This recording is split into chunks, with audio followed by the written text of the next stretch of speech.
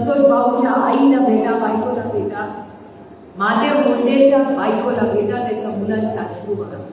काय चूक त्या केली?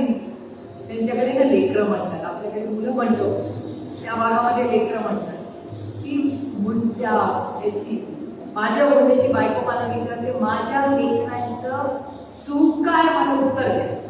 काय उत्तर द्या? आणि मग मी जेव्हा संतोष भाऊच्या घरी गेले, त्याच्या आईने माझा हात धरला, तुम्ही टीव्हीवर पाहिलंही असेल, माझा हात धरला, सांगितलं तुम्हाला न्याय देणार का, शब्द दे मला, सुप्रिया तुम्हाला न्याय देशील. शब्द दे पुन्हा. आता न्याय देण्यासाठी मी खरं रेकॉर्डिंग करते का त्याचे आज प्रॉब्लेम होऊन द्या, त्याची हेडलाईन होईल.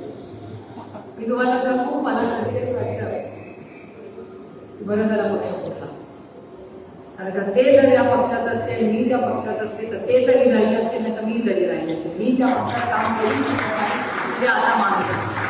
आणि सगळ्या दुनियेला माहिती आहे की माझी लढाई त्यांच्याबरोबर पक्षात एक असतानाही होती. मी हे कधी बाहेर बोललेले नाही, पण आज संघटनेत बसतोय. जो पुरुष स्वतःची जी बायको असेल ती आपल्या मुलांची आई आहे, तिच्या गाडीत बंदूक ठेवू शकतो, अशा पुरुषाबरोबर एक तर पुरुष नाहीच, आणि त्याच्याबरोबर मी काम करणार नाही. आणि तेव्हापासून लढाई सुरू झाली.